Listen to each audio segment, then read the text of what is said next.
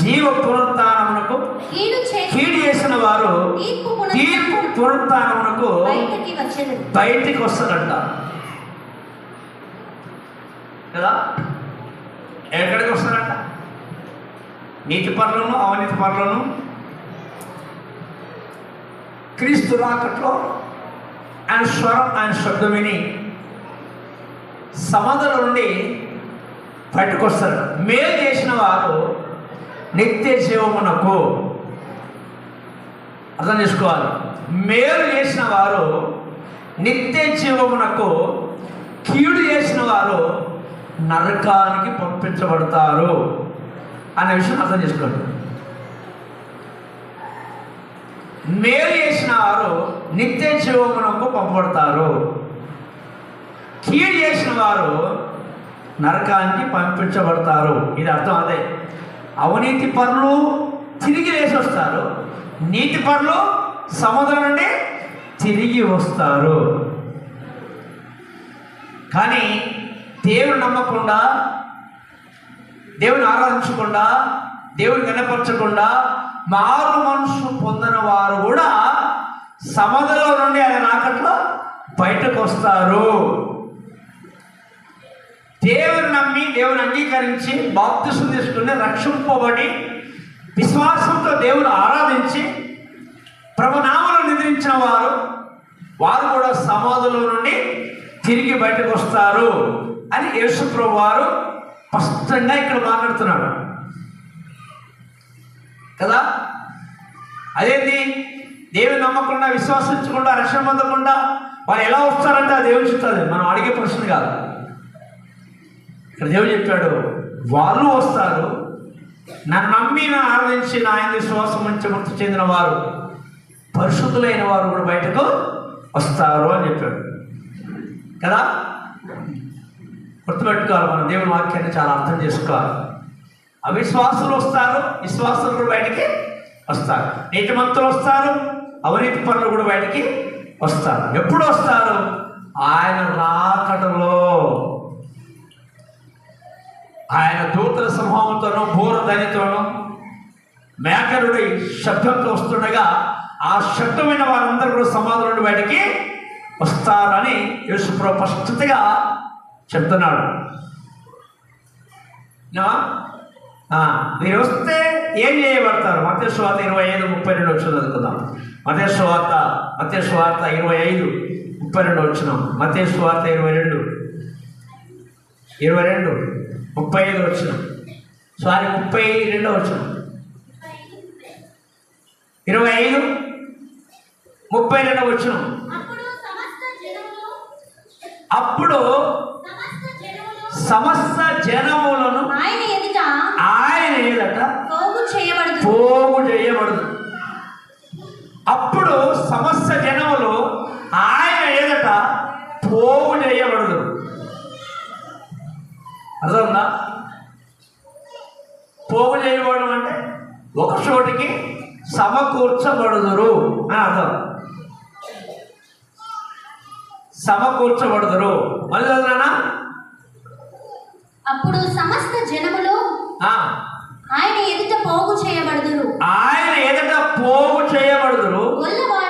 గొల్లవాడు మేకలను గొర్రెలను వేరుపరచునట్లు ఆయన వారిని ఏర్పరచును. ఇది అర్థం చేసుకోవాలి మనం కదా. ఇప్పుడు ఏదో దేవుని అవసరానికి వాడుకొని అవిశ్వాసంగా జీవించి లోకసరిగా బతికి చనిపోయితే వారు పరలోక రాజ్యం చేరరు,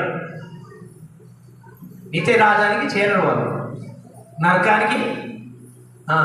ఇక్కడ నీతి పరులను అవినీతి పరులను, మేలు చేసిన వారిని అన్యాయం చేసిన వారిని దేవుని ఎదుట పోగు చేయబడతారు.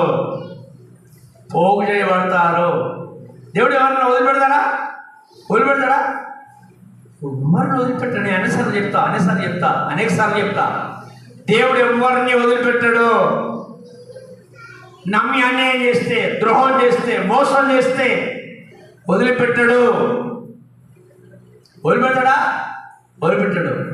సమస్త జనములను ఒక్క చోటికి పోగు చేయబడతారు. గొల్లవాడు మేకల్లో నుండి గొర్రెలను వేరు వేరు చేయనట్లు ఆయన వేరు చెయ్యను. ఇప్పుడు నిర్లక్ష్యం చేసి టైం తప్పి చర్చకు వస్తే కూడా అంతే. చూడు మన అర్థం చూడండి, మా భక్తులు మహాభక్తులు కదండి. వాళ్ళకి 4 ఎకరాల పొలం ఉందో వాళ్ళు ఆడపిస్తాడు బాబు అంటే వారిని కూడా వదిలిపెట్టాడు. వదిలిపెట్టాడండి. భయం లేదు, అసలు దేవుని భయం లేదు, భక్తి లేదు, ప్రార్థన లేదు, విశ్వాసం లేదు, క్రమం లేదు. నువ్వు ఎత్తబడతావా? ఎత్తబడవు. నువ్వు మేకగా ఏర్పరచబడతావు. మేకలు అంటే ఎవరు అనుకున్నావు? అవిశ్వాసులు, క్రమం తప్పిన వారు, అవిధేయులు, వాక్యాన్ని గ్రహించిన వారు, వాక్యసారంగా లేని వారే మేకలతో పోల్చాడు. ఎవరిని? అవిశ్వాసులను. అర్థమవుందా? మాకు అన్నీ తెలుసులే. నువ్వు 1 గంటకు వచ్చినా దేవునికి తెలుసు, 1:30కు వచ్చినా దేవునికి తెలుసు అని నువ్వు హెచ్చించుకొని వాక్యానుసారం లేకపోతే నిన్ను మేకల్లో కల్పిస్తాడు, నిన్ను అవిశ్వాసంలోని చేస్తాడు, నిన్ను నరకానికి పంపిస్తాడని గుర్తించాలి.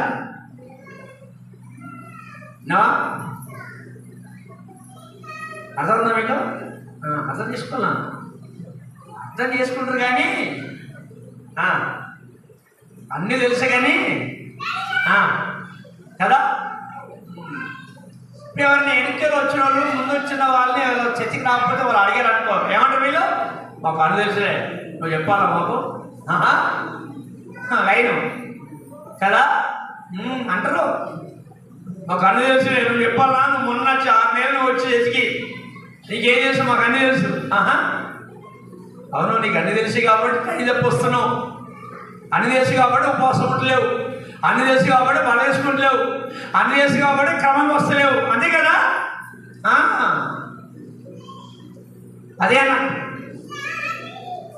అదే అన్నట్టు వేరే సంఘాలు ఇవన్నీ అడగరు మిమ్మల్ని, వాక్యసారిగా వేరే సంఘాలు ఇవన్నీ పట్టింపు చేయరు. నేను సేవకొని బొర్రలు పెంచాను అన్నట్లు ఉండరు. అవునా కదమ్మా? ఎక్కడ ఇష్టం ఒకటి అక్కడనే ఉంటుంది. అక్కడ భక్తి అని చెప్పుకుంటారు కానీ భక్తి పనులు కాదు, నీతి పనులు చెప్పుకుంటారు కానీ నీతి పనులు కాదు. వాళ్ళు చెప్పొచ్చు వాక్యసరిగా వారిని, వాళ్ళ క్రియను బట్టి, వారి పద్ధతిని బట్టి చెప్పొచ్చు వారు నీతిమంతులు కారని, వారి విశ్వాసులు కారని చెప్పొచ్చు. సేవకుడు గుర్తించేది సేవకుడు కదా, విశ్వాస అవిశ్వాసాన్ని. అవునా కదా? చెప్పొచ్చు, మేము చెప్పొచ్చు వాక్యసారిగా, నువ్వు విశ్వాసగా అవిశ్వాసగా, నీళ్ళ ఆత్మీయత ఉందా లేదా అని చెప్పొచ్చు సేవకుడు సంఘంలో. అభ్యంతరం లేదు. అంటే ఇక్కడ బైబిల్ చెప్తుంది, ఇక్కడ యేసుప్రభువు చెప్పిన మాట ఏంటంటే చక్కగా గ్రహించాలి బిడ్డలారా, అప్పుడు సమస్త జనములు ఆయన ఎదుట పోగు చేయబడుదురు. గొల్లవారు మేకలను గొర్రెలను వేరుపరచినట్లు ఆయన వారిని వేరుపరచును. తన కుడి వైపున గొర్రెలు ఎడమ వైపున మేకలను నిలబెట్టును. కుడి వైపున ఉన్నారా?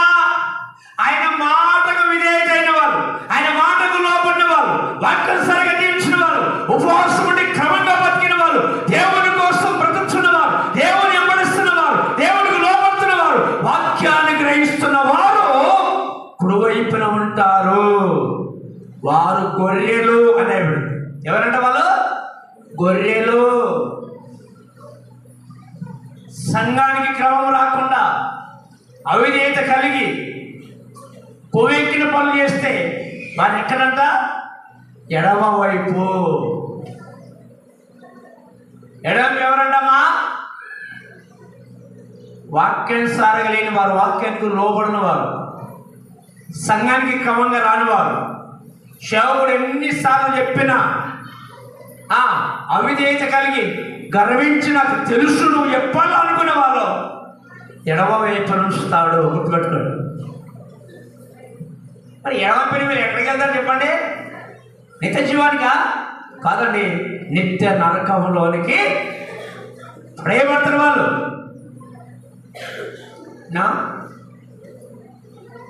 వాక్యానికి విరోధం ఉండకూడదు. దేవునికి ప్రజలకు మధ్యవర్తి ఎవరు? దైవజనుడు. ప్రజలు నడిపించేది ఎవరు? దైవజనుడు. ప్రజలు హెచ్చరిక చేసేది ఎవరు? దైవజనుడు. వాక్యం సరగుండమా అని చెప్పేది ఎవరు? దైవజనుడు. తప్పు చేయదని చెప్పేది ఎవరు?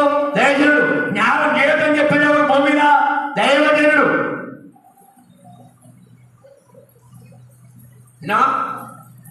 దేవుడు డైరెక్ట్ వచ్చి మీకు ఎప్పుడు బుద్ధి చెప్తాడా? చెప్పడు. మధ్యవర్తిని ఉంచుకున్నాడు ఆయన. మధ్యవర్తిని, తన సేవకుని, తన పరిచారకుని, తన దూతగా నియమించిన సేవకుడే సంఘాన్ని సరి చేసేవాడు, సంఘానికి బుద్ధి నేర్పించేవాడు, సంఘాన్ని ఖండించేవాడు, సరిగా నడవని చెప్పేది సేవకుడు కనుక. రేపు ఆ లెక్క కూడా అడుగుతాడు, నా సేవకు నేను గద్దించడం లోపడ్డావా? సరి చేసుకొని చెప్పాడు, సరి చేసుకున్నావా? మారు మనసు పొందు, వాక్య సరగుణమని గద్దించాడు, లోపడ్డావా అని అప్పుడు అడుగుతాడు. అప్పుడు అడిగి నేను ఎట్లా వస్తానంట? నిత్య నరకములోనికి పంపిస్తాడు. దేవుడే తీర్పు తీసేవాడు, మనం కాదు. అర్థందా? దేవుడే మనకు అందరికీ తీర్పు తీర్చేది ఆయనే. మేలు చేసిన వారు నిత్య జీవమునకు, కీడు చేసిన వారు నిత్య నరకానికి. అగ్ని ఆరుడు పురుగు అక్కడ సావదు. ఆ పురుగే తెలుసా? పురుగేంటిది? అది మన ఆత్మ. ఏమండి? పురుగు అంటే అక్కడ పురుగులుగా అమ్మా కదా. అక్కడ అగ్ని ఆరదు, పురుగు సావదు. ఏమండి? దేవునికి స్తోత్రం చెప్పండి గట్టిగా. హల్లెలూయా.